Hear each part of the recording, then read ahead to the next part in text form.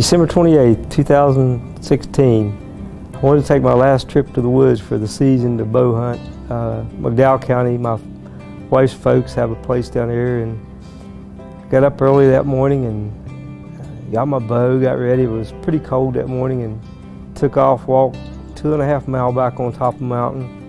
And when I got there, I noticed that my stomach started hurting really bad, and I thought, well, this will go away, and it didn't go away. And I began to walk back, and a couple times I laid down on my back in the cold, and didn't know that I was even going to make it.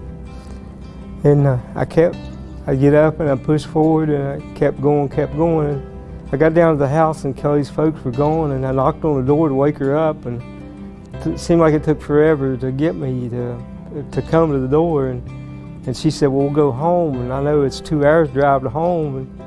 And I said, no, I'll be okay. And she said, I'm taking you somewhere. I said, well, I got to take a shower. And I did. And the pain was so intense. I mean, it was hurting so bad. But it was my stomach. I never thought it was a heart at all. I thought it was just something wrong with my stomach. And so I took a quick shower, and she puts me in the truck, and we drive to Welch Hospital, which there was a tractor and trailer blocking the road and a train blocking the road. And I don't know that the EMS could have been there any faster than what it took us to get there. But we get there and walk in, and I told them my stomach or chest was hurting, of course, and they took me straight back to the ER. And I'm thankful for that little hospital, because they allowed me to get to where I needed to be. And I called Nick on the phone, my son, and he said, let me talk to the nurse. And I remember the guy gave me a nitroglycerin tablet, and I swallowed it. And I said, I swallowed that. So he gave me another one. And anyway, the next thing I knew, Health Net landed. They put me on a chopper, and those guys were tremendous. And I was still, the pain was so intense. It hurt bad. And they took me to CMC Charleston and to the cath lab. And I remember, the last thing I remember was Dr. Lewis saying, Mr. Cooper, you're a sick man, get anesthesia. And it was about 9 days before they ever knew I didn't even wake up. I didn't know anything. And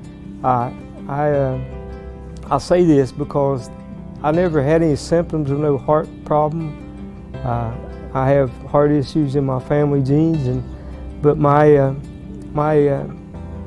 biggest thing that I know was I had like some kind of acid reflux or indigestion, and so I'd take a pill for it and I'd blow it off. Maybe it was, maybe it wasn't, I don't know that. But as time continued, I went through the hospital stay for 9 days, and I wanted to get up and walk, and I couldn't, and Nick stayed on me pretty hard for that, and I fought back.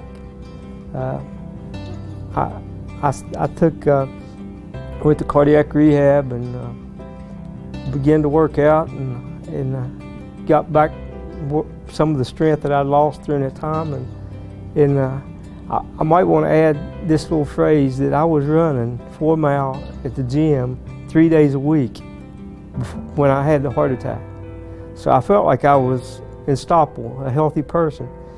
And through time now, I managed to stay healthy and keep my weight down and watch what I eat and try to be healthy as I can. And I want to be around for a long time. I got 2 grandkids that I want to be around for. I say all this, and God blessed me this past year. I ran and finished a half marathon in Pocahontas County, so I feel like I'm unstoppable again. I believe if you have any kind of symptoms with your stomach, you should get screened. And if your family has a history, your mother, your grandpa has a history of heart disease, you need to stay on top of it.